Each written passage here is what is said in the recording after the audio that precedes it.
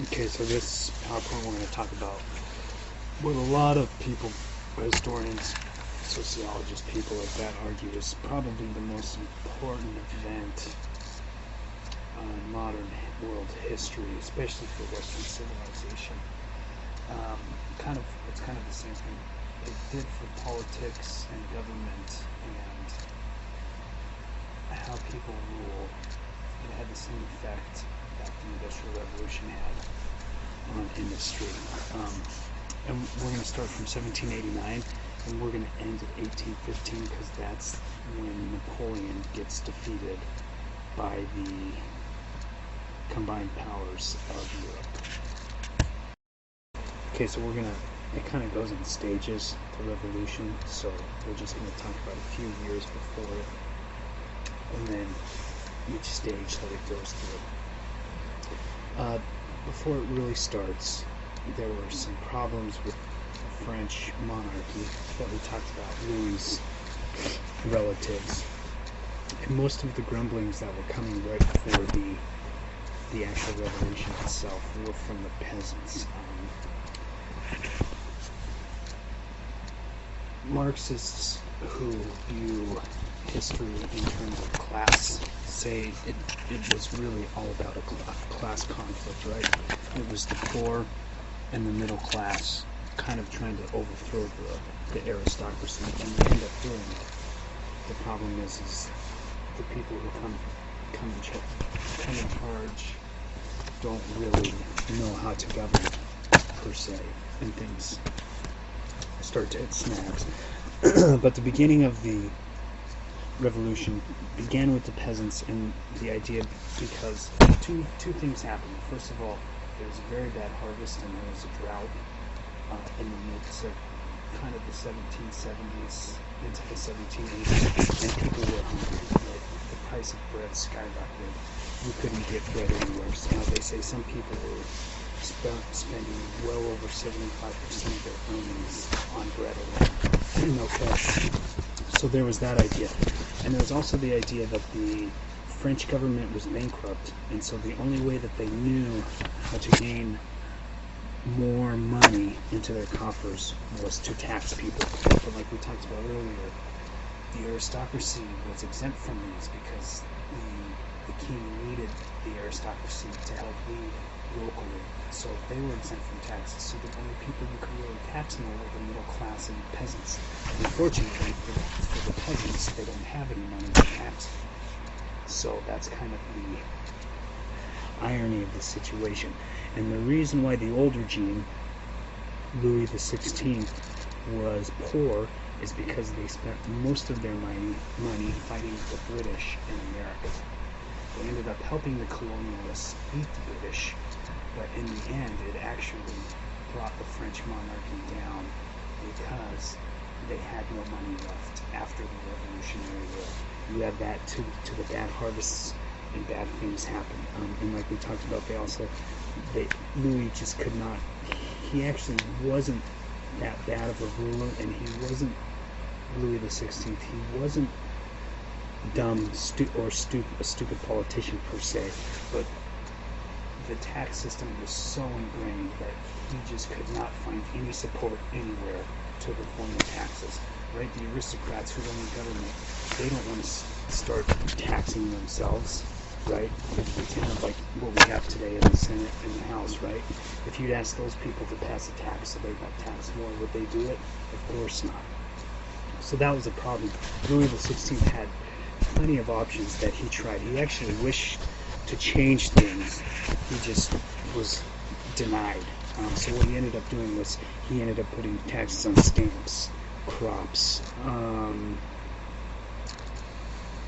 any salt, any indirect taxes that you could think of, land, even if they didn't own the land, they would get taxed for using the land, and they would get taxed all of their crops. So basically it was anything that you could tax the aristocrat, or the middle class, which French call the bourgeois, and the poor.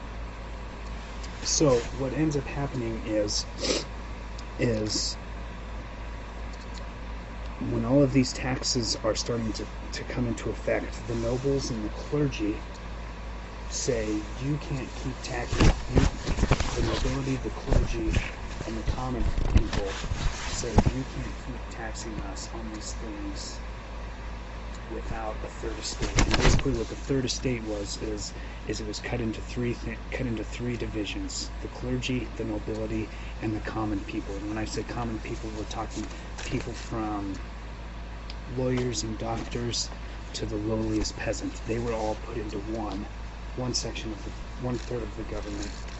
The other third was the clergy, and then the other third was the nobility. So even though the nobility were not getting taxed, and Louis could not change the reform, they still wanted to be part of this third estate because they wanted to make sure that nothing could happen behind their backs, that Louis was going to tax them, even though it was going to be very hard for him to do. So, real quickly, the third estate was based on basically it was based on land ownership. So basically what ended up happening is these third estates would meet, and they would it was kind of like a parliament, so to speak. Representatives from each class would go into these meetings and they'd talk about what they wanted. It's like a Senate or a House of Representatives or a parliament today. They'd get voted in, they'd get sent to certain places, and then they'd talk about what they wanted to do. All right, and then what generally would happen is the first two, the clergy and the nobility, would tag team the third because they each got one vote. So even though 98% of the country was held in the common part of the third estate, they still only got one vote. So usually it was two votes to one vote. But the king says, so basically what happens is this third estate was called, which hadn't been called for hundreds of years in France. They call it, they decide that they tell the king, hey, you can't tax us anymore, you can't put all these restrictions on us, you just can't do it. And Louis XVI says, well, I don't care what your third estate says, I'm going to do it anyways. So that's when it starts to get ugly. So in May of 1789, the king says, I don't like the third estate, I'm going to cut the estate off. And then they leave and they create the National Assembly. And then June 20th, the National Assembly, which used to be the third estate, so it's basically an illegal gathering now, they move to the tennis courts at a palace, and this is when they take the tennis court oath. Maybe some of you have heard of that. And the tennis court, and they swore not to disband until France had a constitution. And the tennis court oath was saying that people have the right to act as the highest sovereign power in the nation. This is besides America at the time. This is the first continental European area to say we do not want to live under a monarch's rule anymore. It should be the people who vote and get to decide how much they get taxed and who their leader should be. And so that's what the tennis court oath was. Okay, so the first stage is somewhat moderate, and the first stage is really the stage when guys like Thomas Jefferson and Benjamin Franklin and very enlightened people from around the world were watching the French Revolution and saying this is a very good thing because it was very moderate at first. If any of you have read Dickens's Tale of Two Cities, this is kind of it was the worst of times, it was the best of times. That book is kind of about this beginning stage of the French Revolution. By late June 1789, after the tennis court oaths, many in the lower class had heard rumors that the top two, the clergy and the nobility, and the king were kind of making backdoor deals to crush them. So by June, Paris had been looted, and there had been like this feeling of violence throughout the city. It was palpable. People could tell something bad was going to happen, and we all know that Paris is like the first city in the world to riot over anything. Right? They usually have riots every 2 or 3 years just because. And so it kind of comes to a head at the storming of the Bastille on July 14th. I'm sure some of you have heard of that. And the people who stormed the Bastille are people called sans culottes, which means no breeches. It's a picture of this guy on the top right. It's kind of an anti-aristocratic sort of pride, right? He was a man of the people. He wore full trousers, breeches. He didn't tuck his pants into his socks like the aristocrats did. And the reason why they attacked the Bastille is because it was a political prison. It's on the bottom right there. It was kind of a symbol of authority, of what would happen if you did something the king didn't like. He threw you in the Bastille, right? So it was that kind of symbol. So they attacked it. They attack it. They demand the arms. The guy who's running it procrastinates a little bit. And so what ends up happening is all 98 guards who are in the Bastille end up getting shot by these people. And the guy who runs the Bastille, or the manager, gets his head taken off.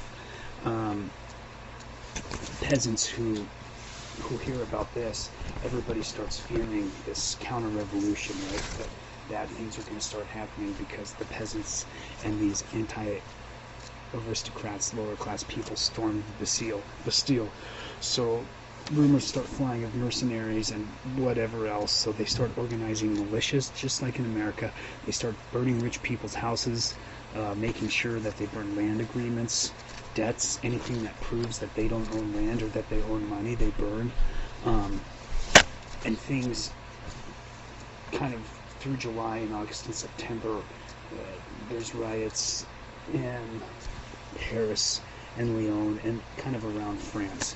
And then it really comes to a head in the October days when women in the streets, this is very important that it's women, they march to Versailles, which is the symbol of pride and authority in France, right? King Louis built it, the sun god built it to show the world how magnificent it was. Women march to the Versailles on October 5th and demand bread. This is the famous line that probably Maria can not say, but it still kind of conjures up ideas of, this is when she says, let them eat cake, right? They're saying, we want bread, and she says, these women want bread, let them eat cake. Nobody thinks she actually said that, but that kind of gives you the idea of how these upper echelon people felt about the peasants. But at the same time, these October days and these riots, and especially the idea that all of these women gathered together and marched on Versailles, actually did scare King Louis. So he grants them a national assembly again. He says, why don't you guys form again and let's talk this out, okay? And so the National Assembly gets together and they declare the Declaration of Rights of Man. It's very much kind of like the United States Bill of Rights or things like that. They tried to eliminate tithes, labor requirements, hunting privileges, tax exemptions, all of these things. They're saying the idea is, we are all French. This is French nationalism coming out. They're saying, hey, we're all French. None of us should be more privileged than the others. So take all of these tax exemptions, all of these landed aristocrats, make things more equal. No more feudalism is what they're saying. So the rights of man, also it comes out in August, it's also about property, liberty, and security, right? It's the idea that every person who's born in France should get these three things, no matter who they are, if they're male, right? Everybody's equal if you're male. And then they also said everybody should get the vote, but not only males and only active males. Active males are males who paid a certain amount of taxes, or meaning they owned enough land to vote. The passive males were just males who were not allowed to vote, but they got certain rights, okay, because they were men. Half of the adult males were active.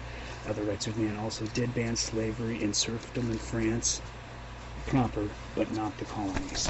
Okay, so it's very much this idea of we're all created equal, males-wise, and if you are a Frenchman, you have certain responsibilities. The idea of women was hotly debated. They insisted that they were just as equal and should even be able to say, like, because we talked about earlier, illegitimacy was on the rise in Europe at this time, and one of their main arguments was we should be able to tell you who the fathers are so we can get some child support for them. That's how bad illegitimacy was at the time. Just this idea that while these people are talking about property, liberty, and security, women are saying, hey, we want to tell you who our fathers are so we can get some money from them. Divorce was legalized, and there was also an inheritance that supported women who were battered or from fathers who just left their kids. Okay, so even though half of the males and all of the women didn't get the vote, a lot of them thought this was a step in the right direction. This is more rights than they had ever had before in their entire life. At the same time, the church, and it's hope, because France is a very Catholic country, the church's hold on the public started to vanish now. In 1790, in November of 1789, the National Assembly confiscated all church lands, which was a lot of land. You know, you take their land, you take their money, you take their property, their crops, everything, their water, things like that, their trees, their lumber, all of that, natural resources. In 1790, there was a civil constitution of the clergy, which brought the church under state authority. And if you were a clergyman in France, you were forced to swear allegiance to the state of France, to the government of France. If you did not, then you had to leave and go to Italy or some other Catholic area, because if you wanted to preach in France, you had to align yourself with the state. In 1790, this was a big deal at the time, and the state would pay their salaries. So if you were a clergy, you had a decision to make. You could either be damned from Rome or rebel against the revolution, and the revolution was started by people who were under you, right? The peasants and the lower classes and the middle classes, right? So in actuality, this is kind of the beginning of when peasants start to say, hey, wait a minute, we started this revolution and now you're taking our priests away from us, right? Because in Europe, your whole life, especially in rural areas, was centered around your church and your priest. And so these people were saying, now that you're going to make my priest either leave or be part of the state. So this is when the grumblings of people who actually started part of the revolution begin to say, hey, this isn't going exactly how we want it to go. Alright, so the second stage is probably the most famous of stages. This is kind of when the Reign of Terror is, and it's basically 3 years of Frenchmen killing Frenchmen. It becomes very radical. And this is when actually the people who are the most radical of the French Revolution are actually Republicans, right? People who kind of want to set up this rule on behalf of the people, right? That's what Marat, Danton, and Robespierre were, and these guys were murderers. And this quote is from Robespierre, Maximilien Robespierre, who's probably the most famous man of the French Revolution. The reason why it became so radicalized is because for the first time in French history, there was a politicization of the common people. There were no censorships whatsoever, right? Because the king had lost power. Politics were in daily life. Political parties were forming. Debates started influencing decisions in the National Assembly. This whole idea of public opinion comes to the forefront, right? Newspapers were read aloud.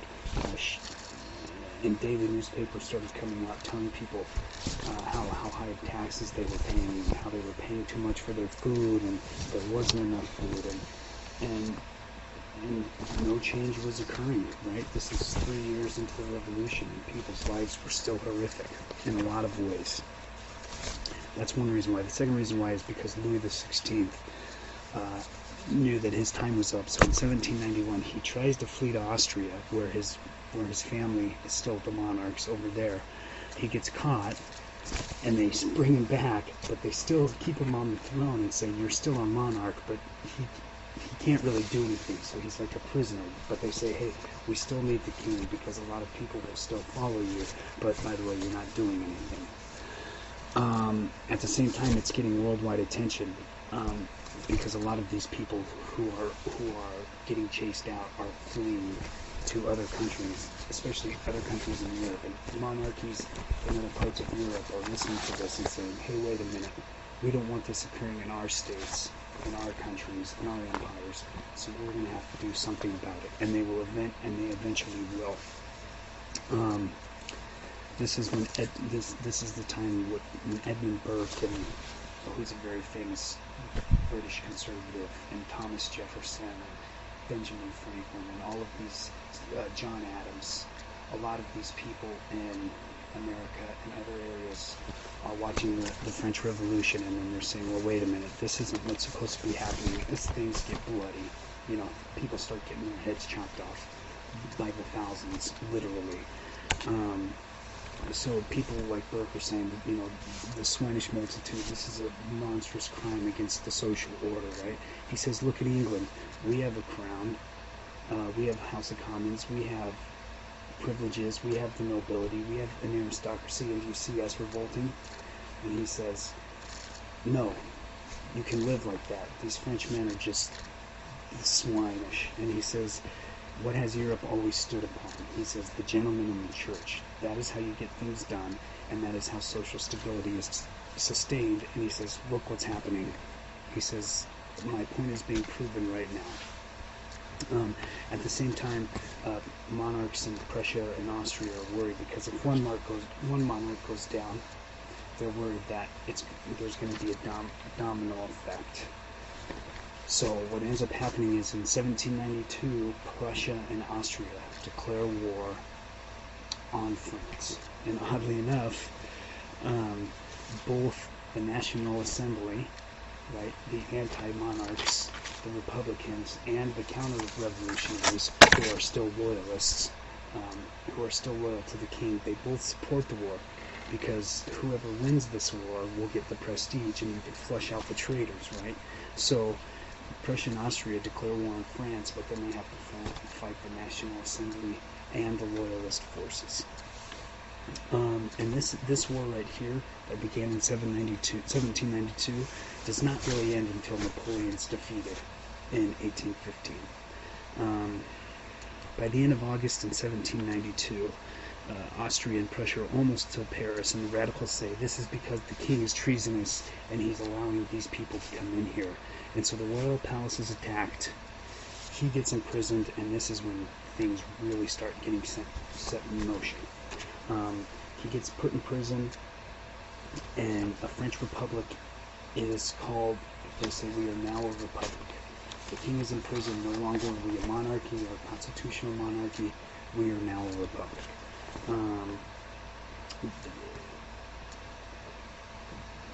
This is when the Jacobins, I don't know if you've heard of it, we don't need to go into it because it would take too long, but this is when the Jacobins gain their prestige as very democratic, political, kind of secret society constitutionalists who kind of come to the forefront here. At the National Convention at the end of 1792, the Jacobins put a whole bunch of loyalists in jail and say the reason why we put them in jail is because Louis was treasonous. These people were helping Louis, they're enemies of the revolution, and so at the end of 1792, over 1,000 people are killed by way of the guillotine, which is actually something that is created during this time by a guy named Dr. Guillotine as a way to kill people more efficiently. Before this, when you beheaded somebody, you had a person do it, and chances are they didn't cut the head off in the first time, right? You have to have, and once you start cutting the heads off of people using the same sword, it started to get dull. So they're using 3-4 hacks at a time to kill people, and this national convention, and these people said, we got to figure out a way to kill people more efficiently, enemies of the revolution. So the doctor guillotine comes up with the actual guillotine, and a free-for-all starts. In January 1793, in this picture on the right-hand side, King Louis was beheaded. All of his property was confiscated. It was declared a republic. The property was supposed to be divided equally. No slavery. They set a maximum price for grain, and this is a very anti-Catholic, anti-Christian movement as well.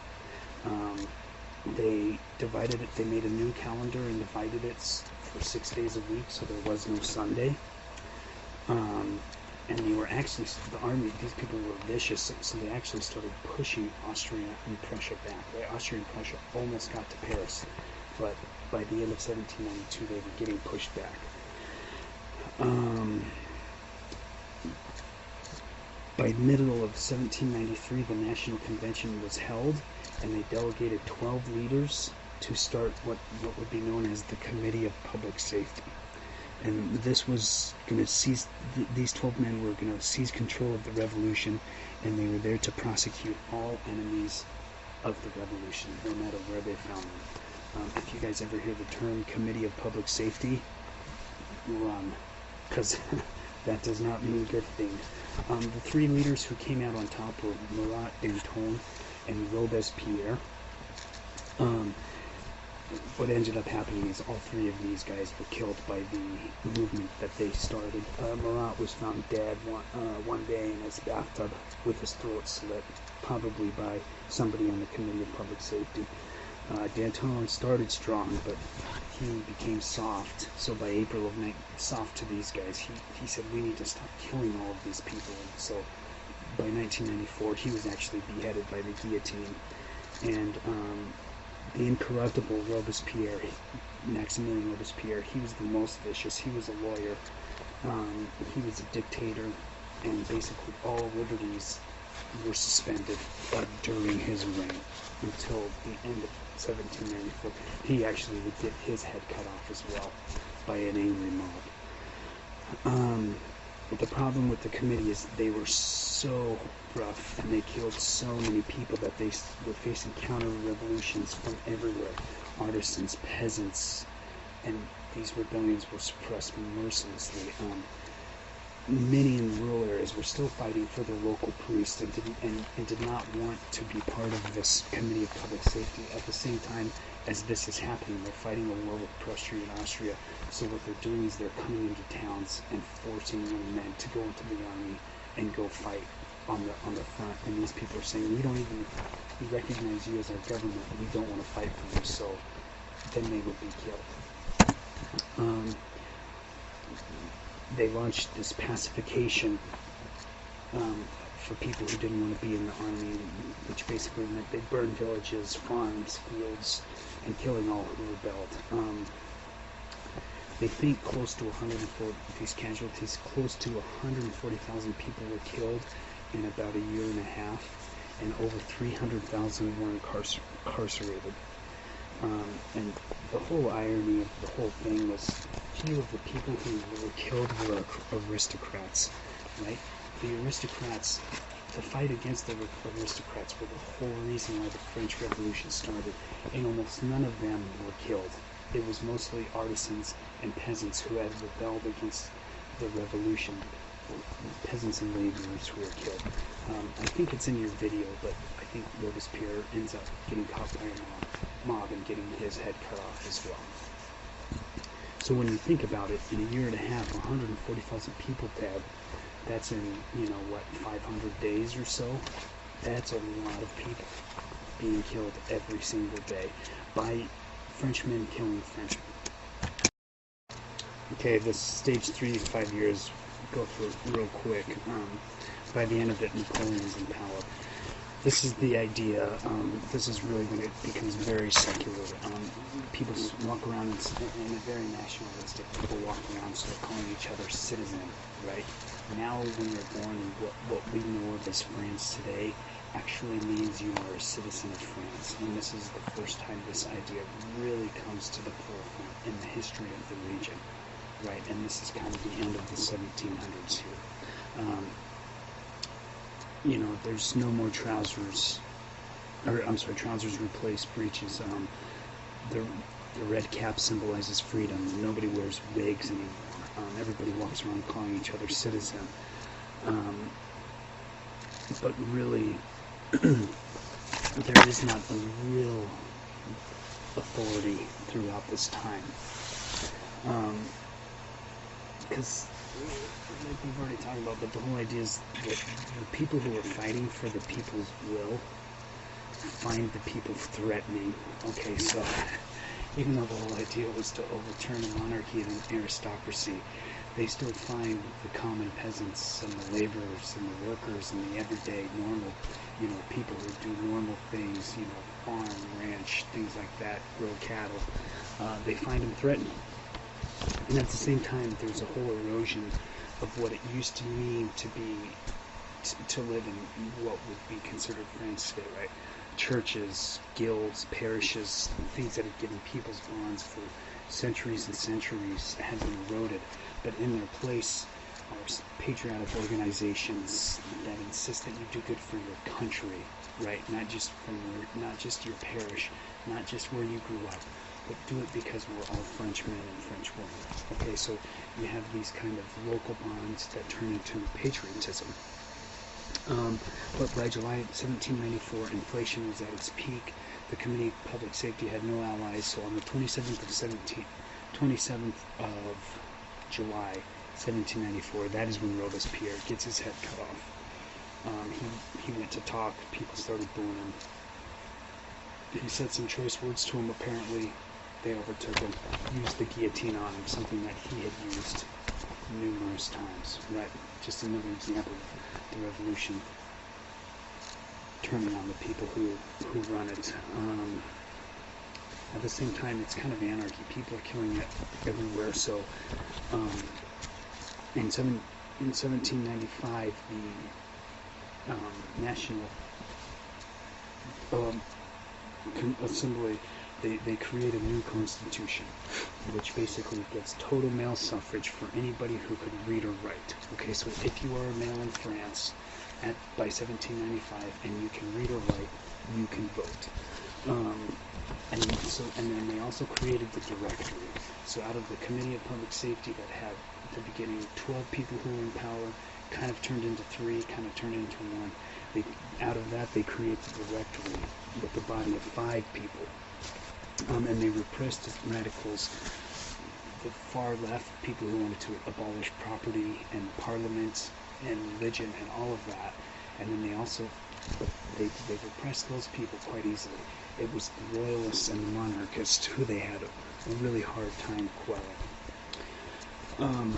The Directory also went through a series of bad harvests in 1795 and 1796, so people were starting to grumble at them. So in 1797, they say, hey, let's have free elections. Any male can vote. And what they found out after the election is they realized how many people still were monarchists. So with the army, they annulled the elections. Added to that was the bad harvest, and people became desperate. Added to that was the inflation, and people started turning on the Directory, okay, and the National Assembly. So who did the Directory call? They called in Napoleon. In 1795, he had put down a rebellion for the Directory, and then the Directory sent him out. He fought battles in Italy that he won. He pushed Austria back. He actually went down in 1798 to Egypt to fight the British and Horatio Nelson. Horatio Nelson actually beat him in Egypt in 1798 and kind of put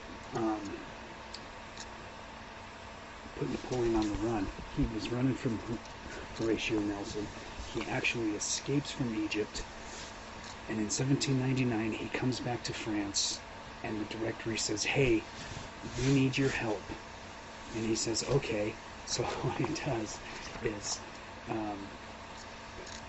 in November of 1799, he gets at the head of the army. The directory asks him for help to put down the people, and what does he do with the army? He uses it to overthrow the government. Okay, so they called him for help. He had the backing of the army. He overthrows the government in November of 1799. At that time, he declared himself temporary consul, which we all know, if you're in my 101 class, consul was the highest elected official in the Roman Empire. Okay, so basically what he's saying is I am, for now, I'm kind of Julius Caesar, okay, because he has the army's loyalty to him. And his whole idea was confidence from below and authority from above. So in 1799, in November, Napoleon ends the French Revolution, so to speak. It'll have more stages, but from 1799 until 1815, he is the leader of the French Republic, monarchy, dictatorship, empire, whatever you want to call it. Okay, so the fourth stage of the revolution, so to speak, even though Napoleon probably ended the revolution, historians still make it 5 stages, is when he really consolidates his authority. You have to remember that he wasn't wealthy. He's actually Corsican. He's not even French. But he was a son of the revolution in the sense that he earned his way up through the army through merit.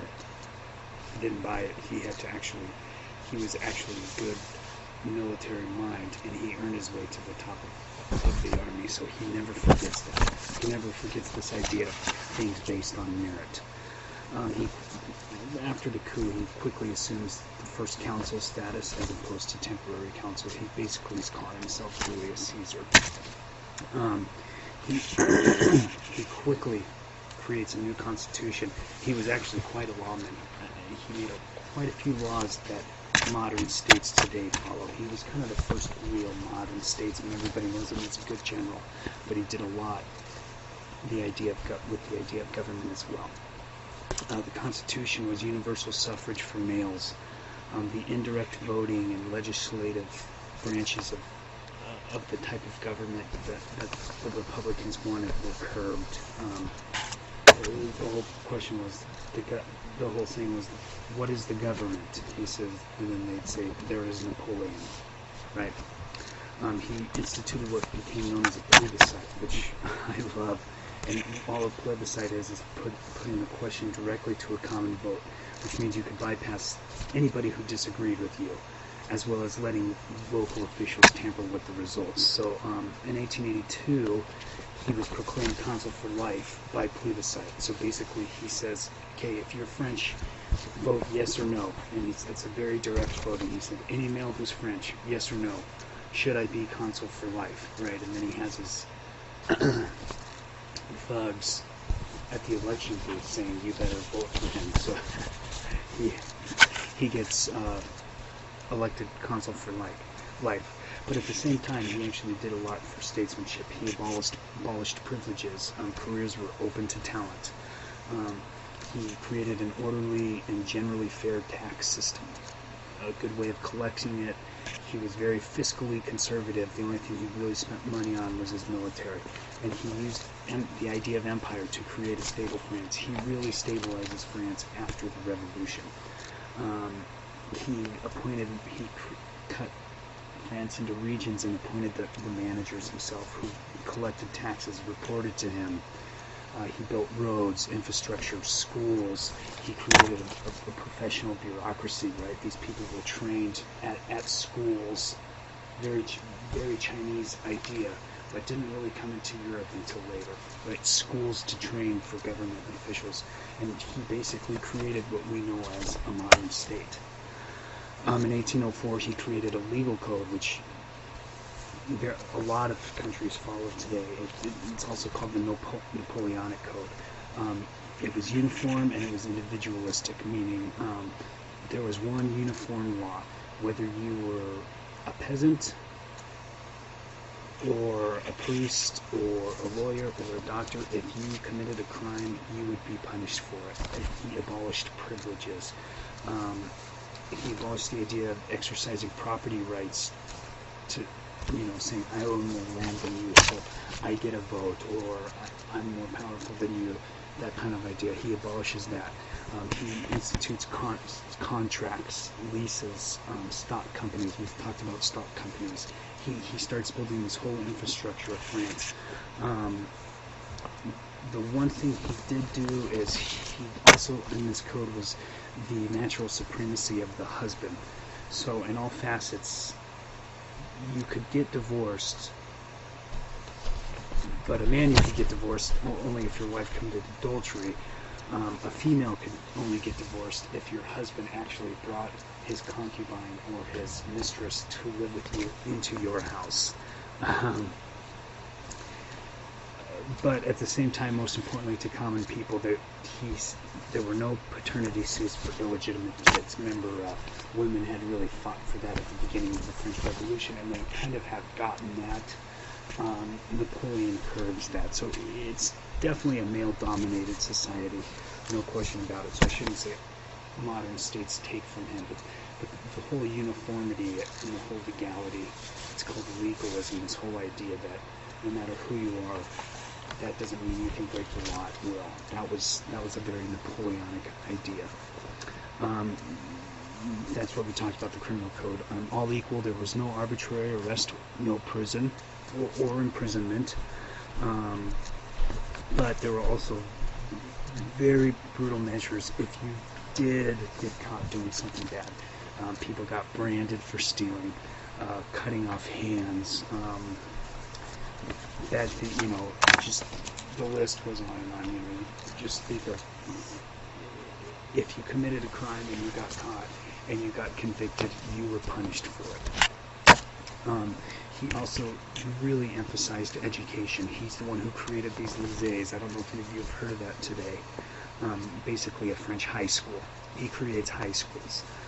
He puts them in every major town, and he creates schools to actually train teachers. Never before had there been actual schools to train teachers. Napoleon does this. He creates military schools, tech schools, social sciences, physical sciences. He creates academies, which are basically colleges, which are also fine arts, science, humanities, language. It was very centralized. It was very based on merit, and it was geared towards serving the state. Right? So he creates this education, these high schools and these colleges, and he says, what we're going to do is we're going to train people, and we're going to make them smart, and then they're going to serve the state, and they're going to create infrastructure, and we're going to become more powerful for it. One of the real reasons why he became so popular is he created a team of rivals. It's based on the Abraham Lincoln book. If you guys haven't read it and you're interested, it's a very good book. And basically, it's the idea that Napoleon took back anybody who wanted to, kind of like Abraham Lincoln did. So he took back two high French ministers who were part of the Reign of Terror. He took up some bureaucrats from the old monarchical regime. The police minister was a radical Republican. The foreign minister was Talleyrand, which you don't know who he is, but he was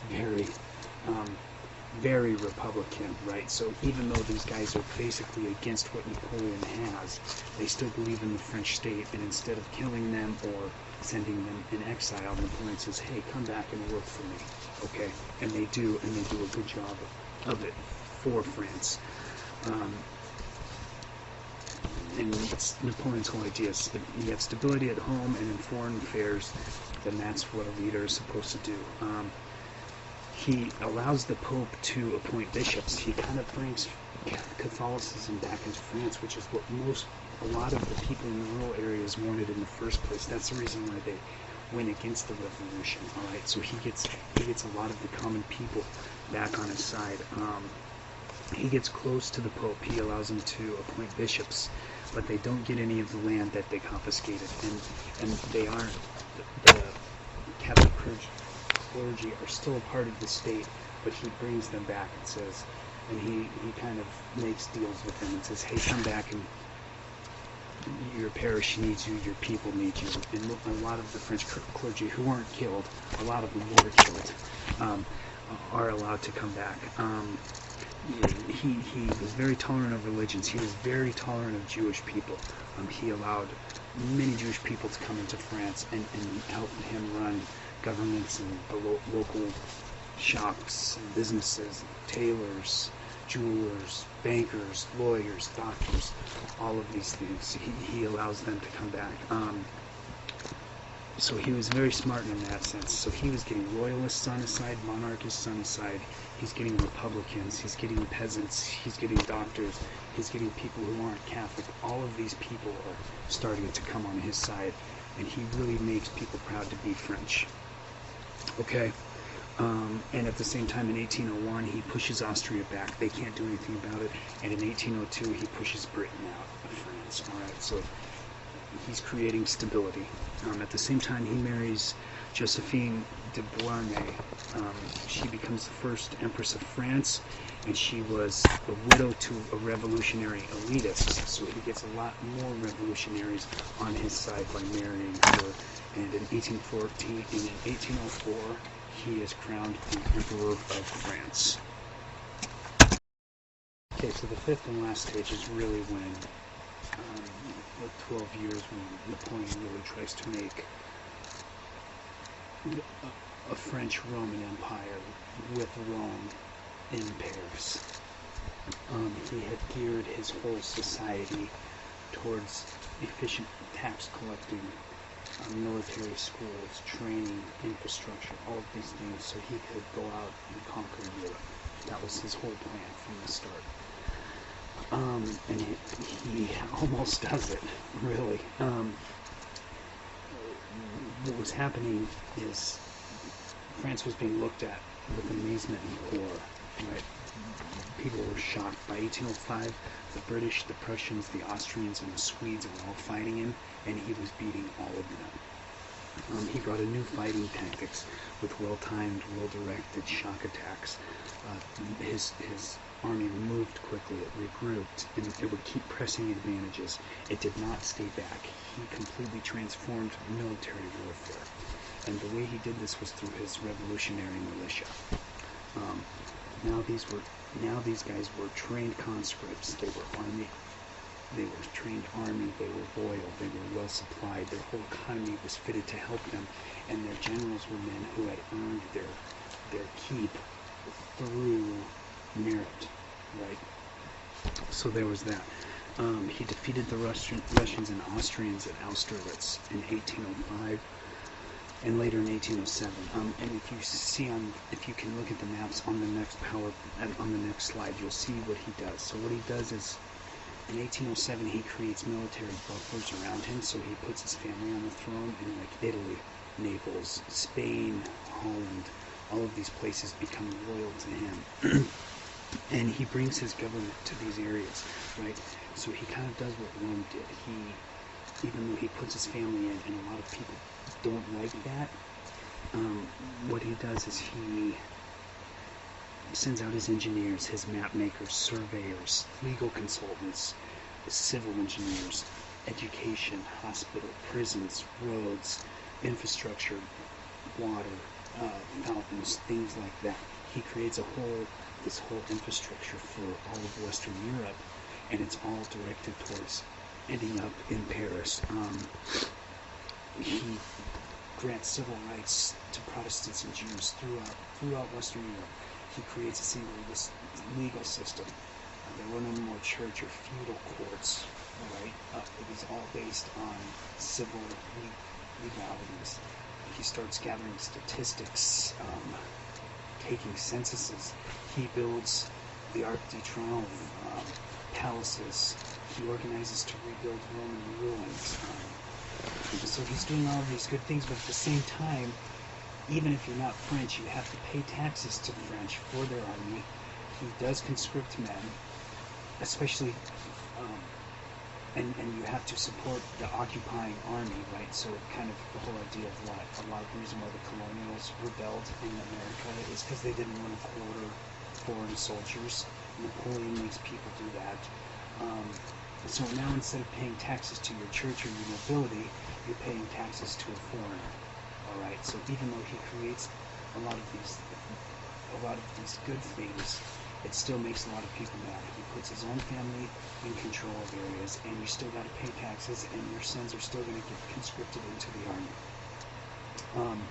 And this will be a big deal when he returns to war, because he's going to have to pacify Spain, and this really hurts him in the end. What he wants to create is what is called a continental system, and basically this is banning goods from Britain, and was a complete failure. What he wanted to do was completely crush the United Kingdom, who was becoming the most powerful country in the world, by quarantining them, okay, and not allowing them to come onto the continental system, the continental Europe, like the mainland.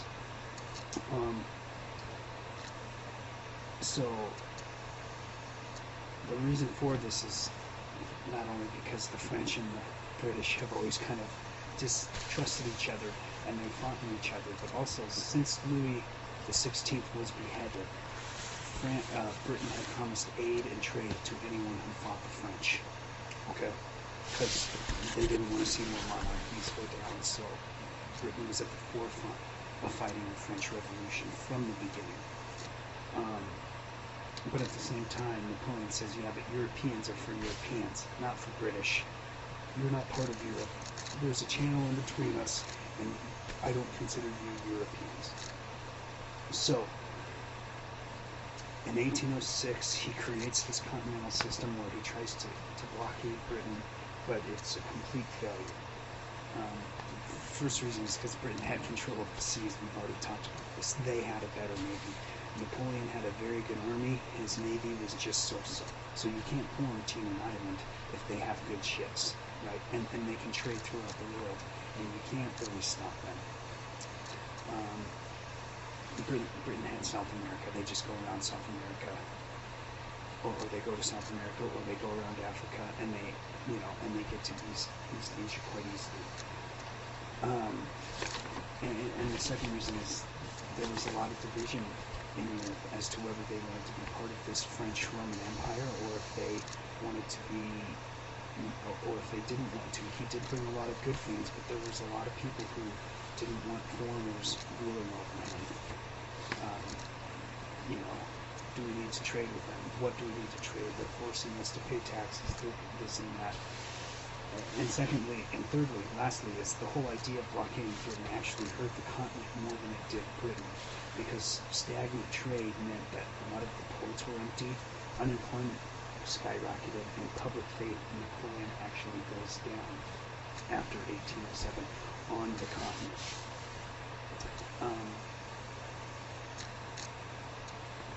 There's also this idea of what happened in Spain. This is a picture of what happened in Spain. It's very, very tough fighting. In 1808, he has to go into Spain because these guerrilla warriors,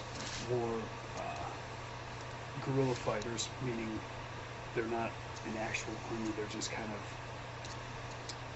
small bands of people who keep kind of puncturing the French army and the occupying army, and they can't really get caught, keep harassing Napoleon's army, because they didn't want his brother to be in the crown anymore, and they didn't want to pay taxes to him. So Napoleon has to send his army in, and this is kind of the beginning of his undoing. He really underestimated the British presence and the Spanish resistance. This became very bloody, retributional type of war, right? There were no big armies fighting each other. This was small groups of people killing other small groups of people, and then the French army would go into the next village and say, all right, we are the guerrillas. If you don't tell us where you are, we're going to burn down this village. And so, it was very, very World War II-ish, very Nazi-like. So Napoleon had no idea how hard the Spanish were going to fight, and this picture is actually from Goya. I'm sure a lot of you have heard of Goya. I can't remember what this is called, but With the actual, I think it might even just be war in Spain or something along those lines. You can look it up. But that's the famous painting. It broke down the French, and they committed a lot of atrocities. And it kind of got this idea that, hey, maybe Napoleon can actually be defeated, even though he wasn't defeated. It took him a long time to pacify Spain. So, what comes into play here is Russia. They had been allies until 1811, until Russia started violating the continental system and started trading with Britain because they needed grain from Britain's colonies. Britain was a main supplier of a lot of Russian grain. So they needed that. So in 1812, since Russia decided to keep trading with Britain, Napoleon creates one of the largest fighting forces in the history of Europe. Actually, it was the largest army in the history of Europe up to that time, a 600,000 strong Grand Army. Spring of 1812, he leaves France, and in late spring, he gets to the Russian steppes, and the Russians keep retreating. This is what the whole book, War and Peace, is about. If you're interested in War and Peace, this is exactly what this book is about. It's about the French army coming into Russia, and the Russians, the French are just burning. The Russians keep retreating and bringing the French troops farther and farther into Russia. The Russians are burning the crops, so the French army has nothing to forage on. And finally, almost close to the winter time, they actually reach Moscow. But what the Russian government did was they had left Moscow and started and burned it.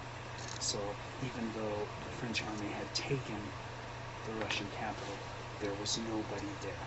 And so this was coming into the winter time, and Napoleon had nowhere to go, so he had to turn around and head backwards. So of the 600,000 who had made it to Moscow, by the winter time, they had nowhere to go, nowhere to sleep, no clothes for the winter, no food, so they had to retreat back to France, and they retreated through the winter. Plus, by the time they're heading back west, there was constant guerrilla Cossack attacks due to the reduction of the army. So they think that by the end of the retreat, there was a few thousand left who reached Germany. Of the 600,000 men who left to go take over Russia, only a few thousand made it to Germany by 1812. So, by 1813. So, Prussia, Russia, Austria, Sweden, and Britain all take advantage, and they attack him, mostly in Germany. Napoleon gets a lot of reinforcements from France by this time, and in 1830 you get the Battle of Leipzig in Germany, which is also known as the Battle of Nations. He gets beaten, he retreats to Paris, he tries to fend people off from the east, but all of these countries and empires are fighting him. He can't fend them off, and on March 31st he abdicates, and they send him to the island of Elba. And then, I don't know if you know the story or not, in 1815 he escapes, and many of the French, more Frenchmen than they ever thought possible, loyalists, came to his aid, and this is how the beginning of one of my other favorite books, The Count of Monte Cristo, starts. This is the time when that book starts, is when Napoleon actually escapes from Elba, comes back, puts together an army. They think probably an army of close to 100,000 people, but he comes back, he takes over France, and then he moves into Belgium, and that's when you get the Battle of Waterloo, and he's defeated there again, and this time he is by a whole bunch of conglomerate of armies. Probably the most famous man to defeat him was the Duke of Wellington. He's beat at the Battle of Waterloo, and this time he is sent to a farther island where there's no chance of escape, to St. Helena, and he dies in 1821, and the whole French Revolution dies with him. And on the next slide, you will see how large his empire was, and then we'll quickly talk about the legacy, and we're done with this PowerPoint.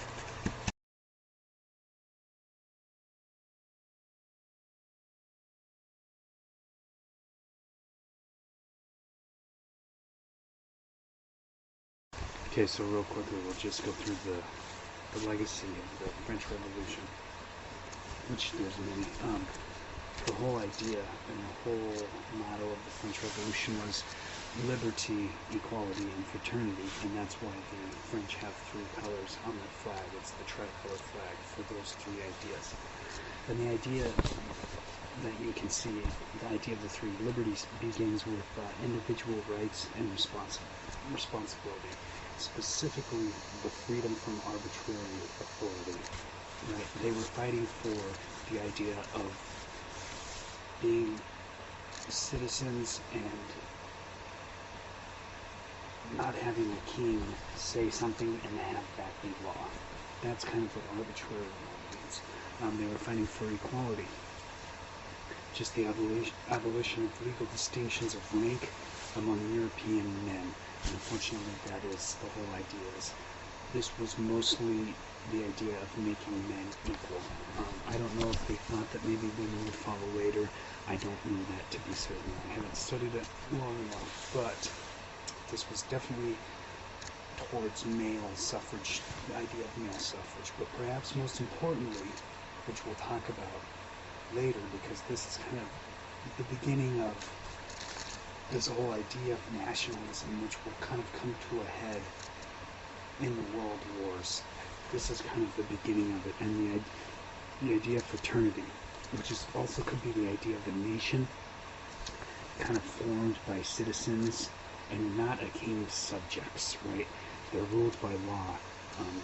They're ruled by laws that they create, and citizens are equal under this law. All right, remember in the French Revolution, everybody walks around calling each other citizens, saying, I'm equal to you, you're equal to me, that kind of idea.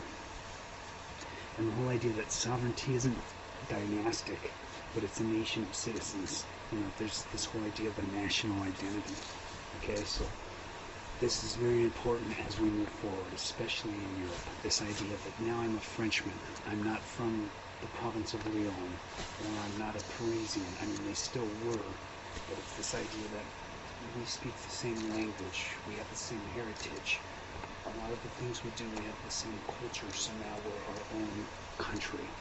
And we're different from other people. We're not British, we're not German, we're not Spanish, we're French, okay? And this idea this is a very important idea because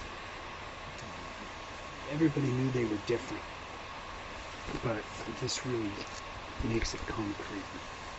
And lastly, what happens is after Napoleon is sent away, they all meet, all the main powers meet at the Congress of Vienna in 1815.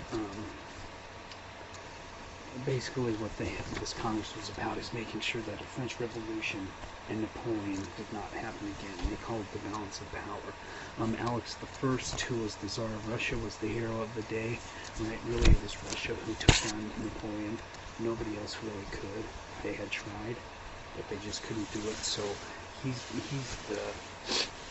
Alex is kind of the head honcho, and he comes into the Congress meeting and kind of sets down some rules. He's called the Liberator of Europe. On the other side with him was the kind of what we would consider the Prime Minister of the Austro-Hungarian Empire, Prince Metternich. These guys come down. They're looking for a balance of power. They want to reinforce monarchical ideas, and they do. And for the next 100 years, they create they create peace. It's in Europe. There's no real major war in Europe until World War I, and they do this by recognizing Louis XVIII as the leader of France. They make France pay a huge amount of indemnities, which France actually does pay. They cut them off. They build a barrier so France can't do it again. So they get what is called the Concert of Europe, where Britain, Austria, Prussia, and Russia pledge to cooperate in suppression of any disturbances, and they kind of become known as the Holy Alliance. It's basically NATO, what we consider NATO today, right? If one of them gets attacked, then they all attack. It's just a way of saying, if France does this again, they're going to feel the wrath of all of us. And so that's kind of the legacy. But at the same time, I think the legacy of the French Revolution is still going on today. You know, Deng Xiaoping, he was a Chinese leader at the time, Henry Kissinger, who was the Secretary of State for President Nixon in 1972. They went to China secretly to begin relations with them, even though China was very communist. And Kissinger sat down once with Deng and asked him. He asked Deng what he thought, what he felt the legacy of the French Revolution was, and Deng replied to him, "Well, I don't know. We don't know the total effects of it yet." And that was in 1972, right?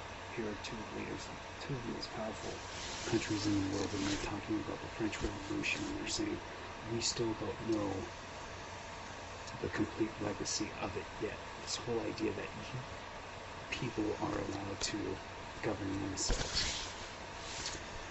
Okay, so that is the end of our discussion on the French Revolution, and next week we will move forward in Europe.